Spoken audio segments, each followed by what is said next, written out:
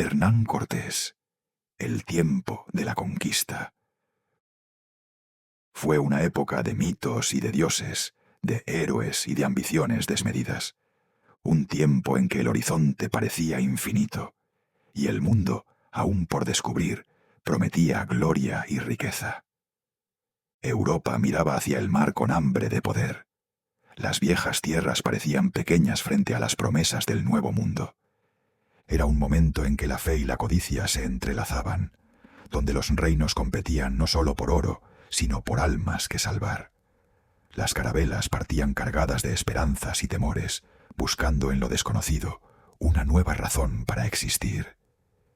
Entre todos los hombres que se lanzaron a esa aventura imposible, uno brilló con un fuego propio: Hernán Cortés.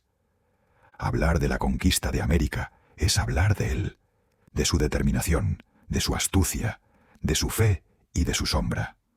Porque la historia no solo se escribe con victorias, sino también con las huellas que dejan quienes se atrevieron a desafiar el destino. Y en esa huella, aún hoy, se mezclan la grandeza y la culpa, la gloria y la tragedia. Porque nada en la historia humana fue más transformador, ni más sangriento, que el momento en que dos mundos se encontraron por primera vez.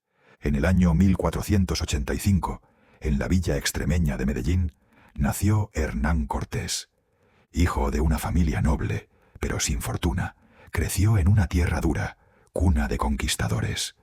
Extremadura forjaba hombres de hierro, endurecidos por la pobreza y la ambición. A los 14 años partió a Salamanca, buscando la sabiduría que ofrecía el estudio. Quiso aprender el arte de las palabras, el latín, la historia y la retórica. Pero el joven Cortés era inquieto, impetuoso, más atraído por la aventura que por los libros. Abandonó la universidad pronto, con el presentimiento de que su destino no se escribiría en pergaminos, sino sobre la tierra de mundos desconocidos.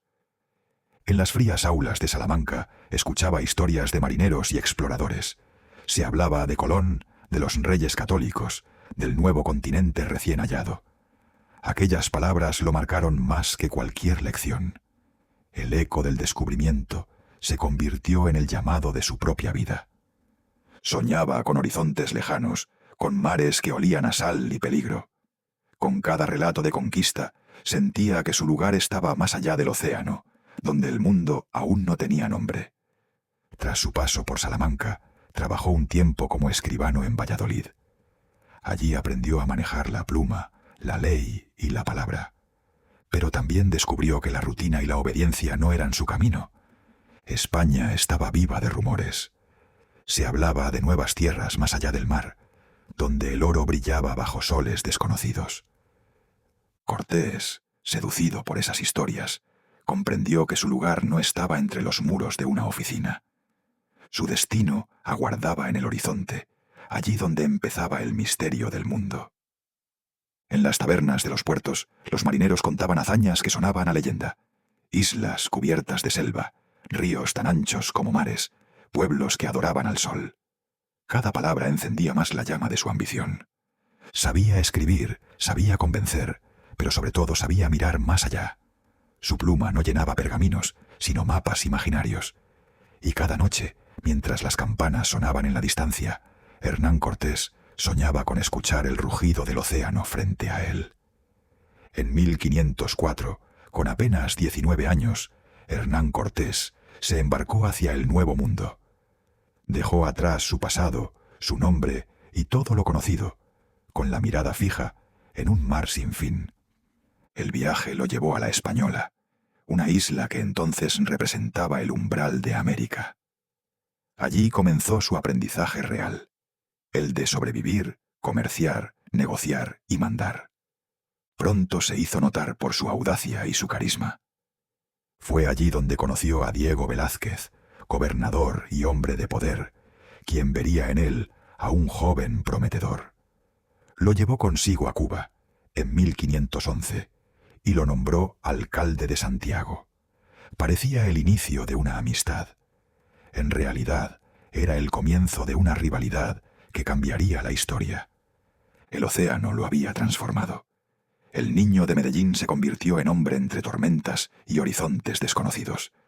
Aprendió a leer el viento, a desconfiar del silencio del mar y a medir a los hombres por su valor más que por su linaje. La española era un hervidero de ambición. Españoles de toda condición llegaban buscando fortuna. Algunos hallaban oro, la mayoría miseria. Pero Cortés halló algo más valioso. Entendió cómo se construía el poder en un mundo nuevo, donde el hierro y la palabra pesaban más que los títulos. Durante su tiempo en Cuba, Cortés prosperó. Se casó con Catalina Juárez, una unión más de conveniencia que de amor. Pero su espíritu inquieto nunca se conformó con la paz de los cargos ni la seguridad del poder. Velázquez, ambicioso y desconfiado, planeaba nuevas expediciones hacia el continente. Rumores de oro y ciudades fabulosas llegaban desde el oeste. Cuando supo que Cortés preparaba su propia empresa, intentó detenerlo, pero ya era tarde. Con habilidad y osadía, Cortés reunió hombres, armas y barcos. Sus seguidores no eran soldados de disciplina, sino aventureros que buscaban fortuna. Y así, desafiando las órdenes de su gobernador, zarpó hacia lo desconocido, movido por un fuego que ni la ley ni la razón podían apagar. Entre sus hombres corrían historias sobre tierras que olían a oro, sobre imperios tan ricos que los templos estaban cubiertos de jade y turquesa. Pero también había miedo. Nadie sabía qué criaturas, qué dioses o qué monstruos esperaban más allá del horizonte. La traición a Velázquez no fue solo un acto de ambición, sino un salto al vacío. En el puerto, mientras las velas se hinchaban y el viento soplaba desde el oriente, Cortés sintió que su vida anterior se disolvía con el eco de las olas. Frente a él, un mundo entero lo esperaba para ser conquistado o para destruirlo. Era el 10 de febrero de 1519. 11 naves partieron de Cuba con 550 hombres, 16 caballos y una fe inquebrantable. Los acompañaba Jerónimo de Aguilar, un náufrago español que hablaba la lengua maya. Tras semanas de viaje, llegaron a las costas de Tabasco. Allí los recibieron los mayas, desconfiados y preparados para la guerra. El estruendo de los cañones y el brillo de los caballos deslumbraron a los guerreros nativos. Era el choque de dos mundos que jamás volverían a separarse. Cuando el silencio volvió, los mayas ofrecieron regalos, alimentos, oro y 20 esclavas. Entre ellas, una joven que cambiaría para siempre el destino de la conquista. Aquella joven se llamaba Malinali. Tenía apenas 16 años, pero su inteligencia y su temple superaban con creces su edad. Hablaba la lengua maya y también el náhuatl, idioma de los aztecas. Bautizada por los españoles como Marina, se convertiría en la voz entre dos mundos. Para Cortés no fue solo una intérprete, fue su aliada, su guía y su sombra. Entre ambos nació una complicidad hecha de palabras y de miradas. Doña Marina, la Malinche, sería testigo y cómplice de la historia, puente entre el hierro de Europa y la fe de América. Su papel fue mucho más que el de una traductora. En su voz se mezclaban dos mundos que hasta entonces no podían entenderse. Fue la llave que abrió el camino hacia los pueblos del interior, la mediadora entre el miedo indígena y la ambición española. Muchos la verían como traidora, otros como salvadora. Pero en realidad, doña Marina fue la primera en comprender lo inevitable, que la conquista no era solo una guerra, sino el nacimiento doloroso de un nuevo mundo. Cortés la escuchaba con atención. En su manera de hablar, en su calma, encontraba algo que ningún soldado podía darle, la intuición para moverse entre la diplomacia y el hierro. Sin ella, las palabras habrían sido lanzas. Con ella, las lanzas a veces se transformaban en acuerdos. Mientras Cortés avanzaba, la noticia de su llegada alcanzó el corazón del imperio azteca. En Tenochtitlán, Moctezuma, el gran emperador, escuchaba rumores de hombres blancos que venían del mar. Las antiguas profecías hablaban del retorno del dios Quetzalcóatl, el que prometió volver desde el oriente. El miedo y la duda se mezclaron con la fe. ¿Era Cortés un hombre o un dios? Moctezuma envió emisarios cargados de oro y ofrendas, esperando apaciguar al desconocido. Pero el oro, en vez de calmarlo, encendió aún más la ambición del conquistador. Los sacerdotes aztecas miraban los cielos buscando señales, eclipses, cometas, presagios en el fuego de los templos. Decían que los dioses estaban inquietos, que el equilibrio del mundo pendía de un hilo invisible. Moctezuma, sabio y supersticioso, escuchaba esas voces y temía que los hombres del mar fueran heraldos del fin.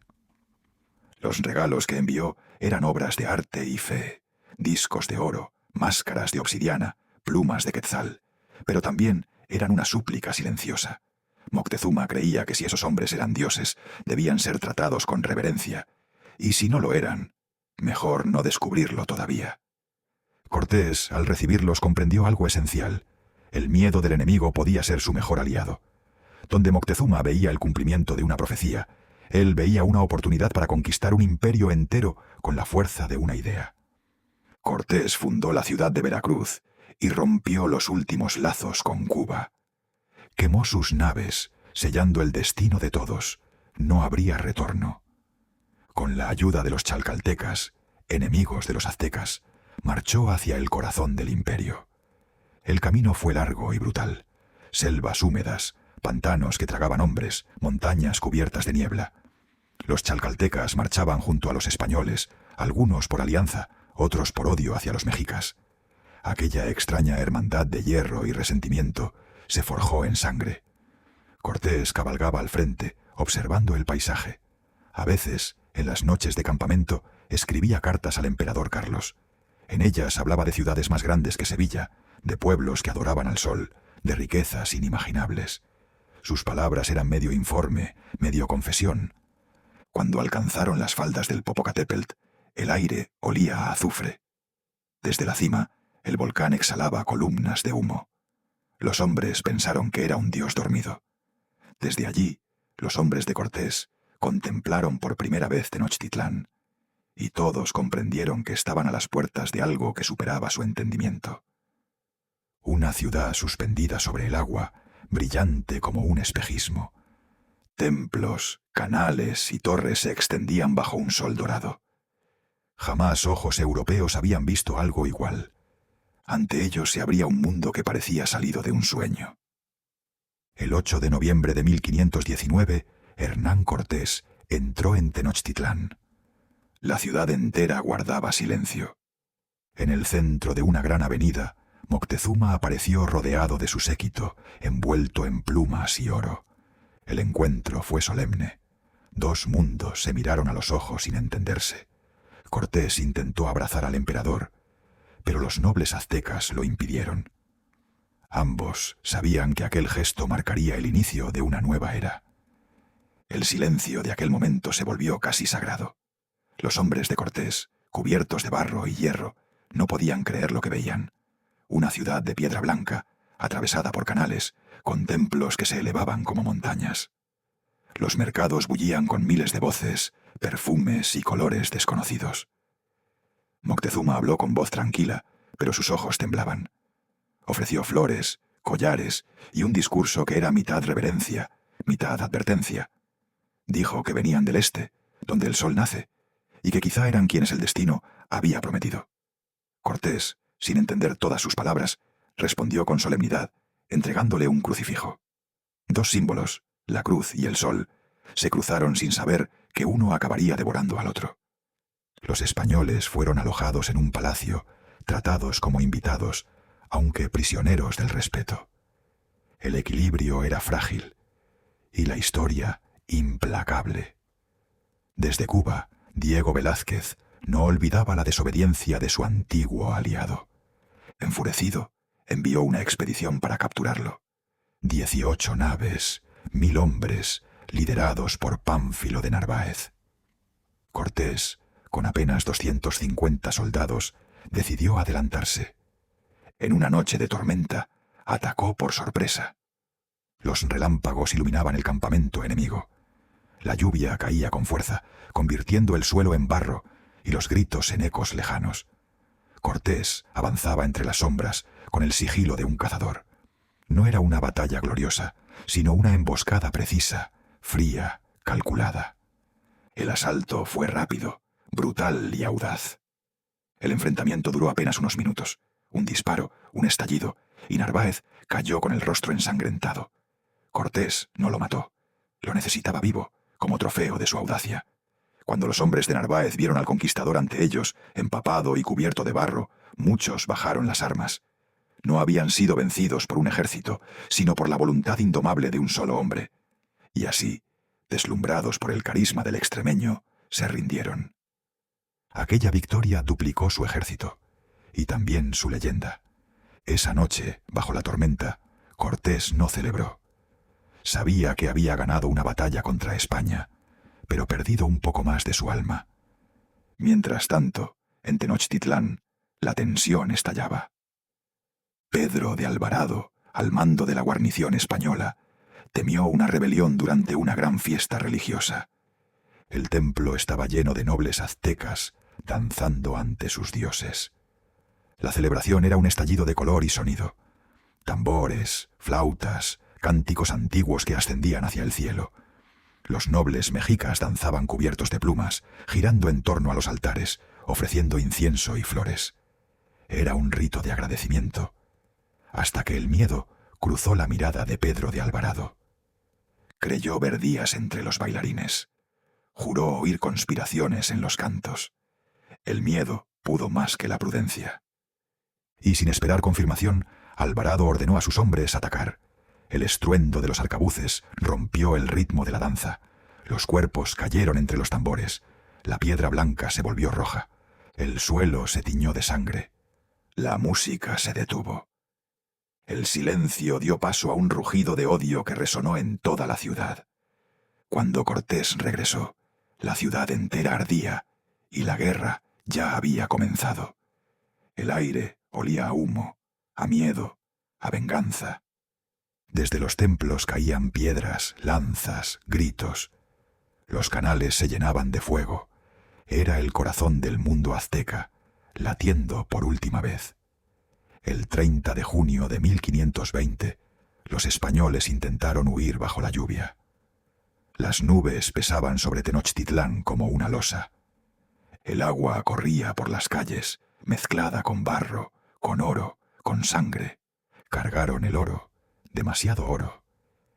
El peso de la ambición los hundía paso a paso. Avanzaban en silencio entre la oscuridad y el agua, pero fueron descubiertos. Los tambores aztecas rompieron la noche.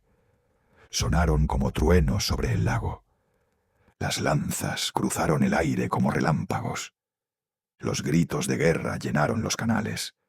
Hombres y caballos cayeron a las aguas.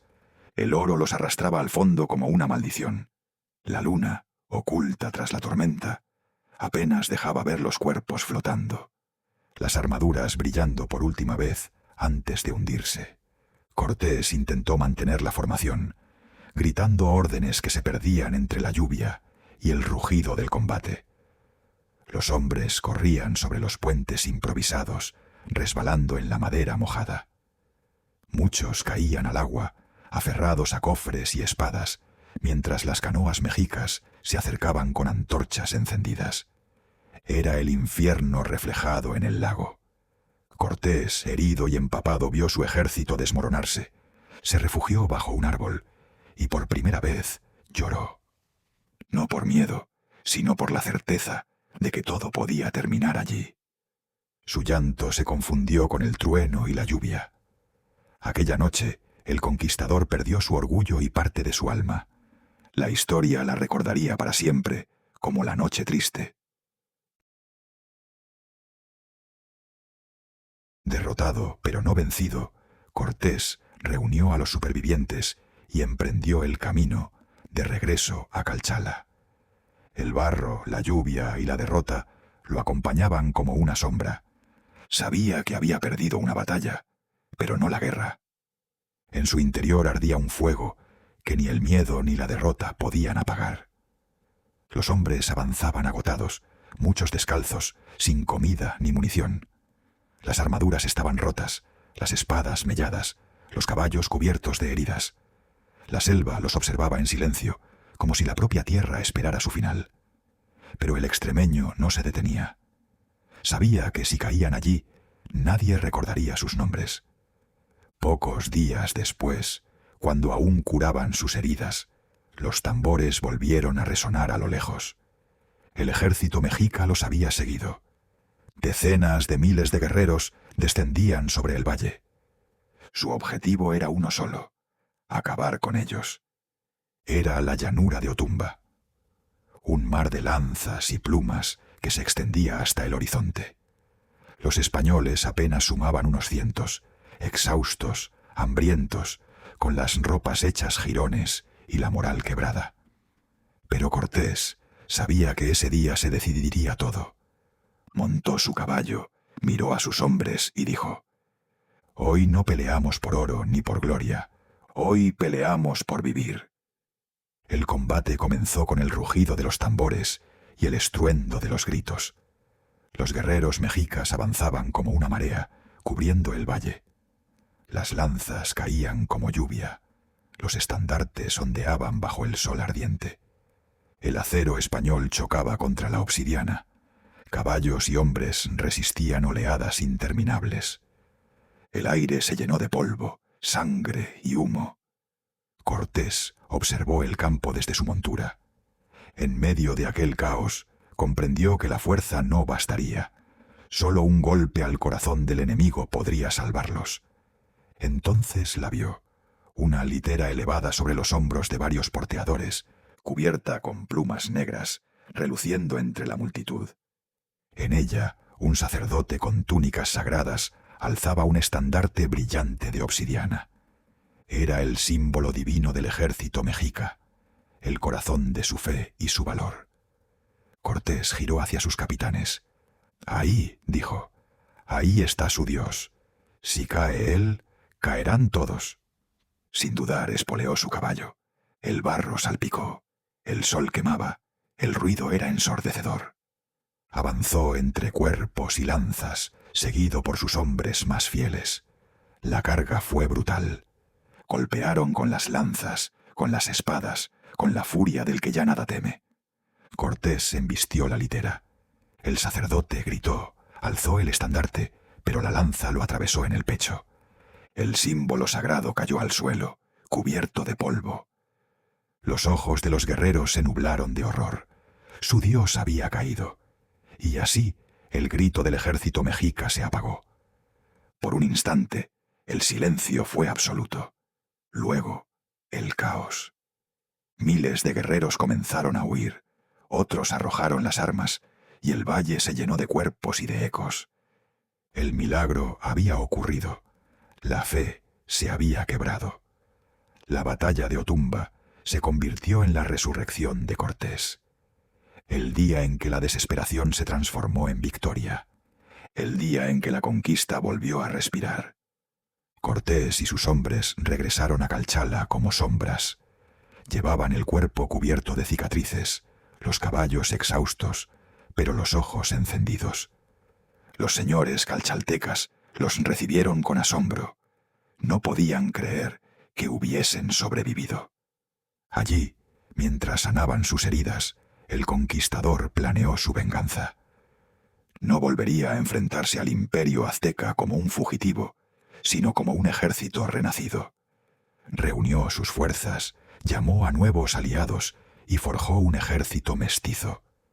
Sus aliados chalcaltecas se unieron de nuevo a él.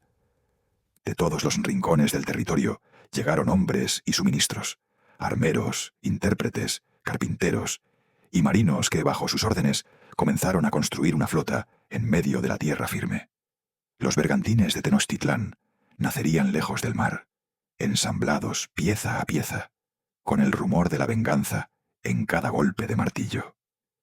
Mientras tanto, las enfermedades traídas por los europeos, la viruela, la gripe, el tifus, devastaban el imperio azteca. Los cuerpos se amontonaban en los templos, las calles estaban vacías, y el humo de las piras funerarias cubría el cielo. El esplendor del imperio se desmoronaba sin que nadie empuñara una espada. En 1521 volvió a sitiar la gran ciudad. Tenochtitlán resistió 3 meses de hambre, fuego y desesperación. Los canales, antes llenos de flores y canoas, se tiñeron de sangre y ceniza. Las casas flotantes ardían una a una.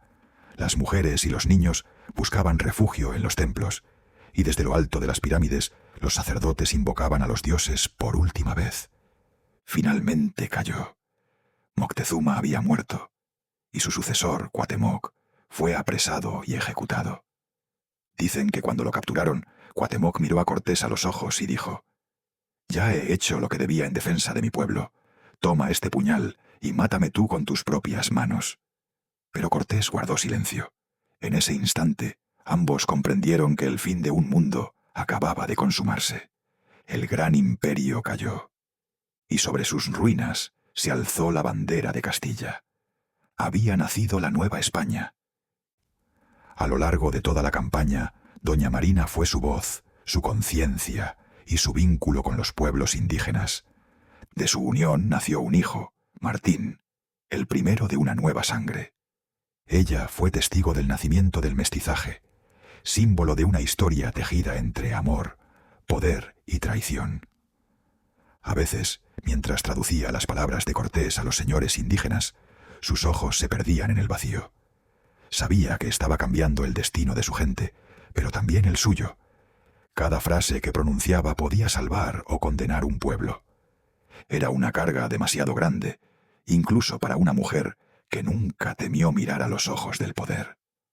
A su lado, Cortés confiaba en ella más que en ningún otro. Compartían estrategias, silencios y miradas. Para los soldados españoles era la lengua, la voz de su capitán. Para los pueblos de América era la traidora, la intermediaria del hierro y del fuego. Pero ninguno de los dos bandos comprendía que ella actuaba movida por algo más profundo, la supervivencia. A través de su mirada se entiende el precio de la conquista, la pérdida, el dolor, la mezcla y el nacimiento de un nuevo pueblo. Doña Marina no empuñó una espada, pero cambió el curso de la historia. Entre dos mundos, entre dos lenguas, entre dos fuegos. Fue ella quien dio forma a lo que vendría. En su vientre nació un nuevo pueblo, en su voz una nueva identidad. Doña Marina fue la semilla del México que vendría después. En 1522, Catalina Juárez, su esposa legítima, regresó a su lado. Poco después fue hallada muerta, con marcas en el cuello. Nadie se atrevió a acusar a Cortés, pero el rumor de aquel crimen lo perseguiría para siempre. El conquistador, que había desafiado imperios, comenzó entonces a enfrentarse a su propio pasado. Los muros de su casa estaban cubiertos de tapices y oro, pero el aire era frío. Los criados murmuraban, los aliados se alejaban, y en los pasillos se oía el eco de los susurros. «Catalina, Catalina». Algunos decían que fue un accidente, otros que fue castigo divino. Él nunca habló del tema. Solo su mirada, más dura, más cansada, revelaba que aquella muerte lo había marcado más que cualquier batalla. El conquistador, que había vencido a ejércitos y dioses, no pudo escapar de su propia sombra. Esa mancha oscura, la historia negra de su vida, pesó sobre él más que cualquier batalla. Desde entonces, Cortés se volvió un hombre dividido. Por un lado, el héroe que había forjado un imperio, por otro, el fantasma de lo que había destruido. Sus cartas al emperador Carlos I se llenaron de súplicas, de recuerdos, de intentos por justificar su nombre. Pero el poder, como el mar, no tiene memoria. En 1540, Hernán Cortés regresó a España. Tenía 55 años y el cansancio del que lo ha visto todo.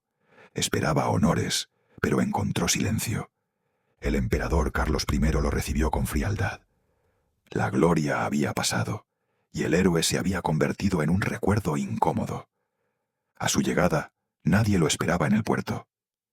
Caminó entre las calles de Sevilla sin que nadie lo reconociera. Los que un día lo alabaron, ahora lo evitaban. Su nombre pesaba demasiado para la corona, y demasiado poco para la memoria del pueblo. Aún así, participó en la campaña de Argel, buscando una última victoria. No la encontró. Murió cerca de Sevilla en 1547, recordando sus días de fuego y conquista. En su testamento pidió ser enterrado en México, la tierra que lo hizo inmortal. Dicen que en sus últimos días hablaba dormido. Murmuraba nombres antiguos, Marina, Cuauhtémoc, Moctezuma, y repetía una y otra vez, el lago, el lago. Tal vez su espíritu nunca abandonó Tenochtitlán. Tal vez seguía cabalgando sobre el agua, entre el humo y las ruinas, buscando una redención imposible. Hernán Cortés fue héroe y villano, visionario y verdugo. Su nombre sigue dividiendo la historia, pero juzgarlo con ojos de hoy es olvidar el mundo en que vivió. Su sombra se alarga a través de los siglos, en cada piedra de México, en cada iglesia levantada sobre un templo, en cada rostro mestizo, todavía respira su legado. No hay monumento ni condena que lo abarque del todo, porque Cortés no pertenece solo al pasado, sino al debate eterno de lo que somos. El siglo XVI fue tiempo de cruz y espada, de fe y ambición. Los hombres creían conquistar para Dios y mataban en nombre del cielo. Cortés no fue un dios ni un demonio. Fue un hombre de su época, un conquistador que llevó el brillo y la sombra de su tiempo. Su historia no se mide solo en victorias o derrotas, sino en la huella que dejó en la memoria del mundo. Y aunque su nombre provoque juicios enfrentados, nadie puede negar que, desde aquel amanecer en Veracruz, la historia jamás volvió a ser la misma. El tiempo de la conquista, el tiempo de Hernán Cortés, el más descollante de los conquistadores.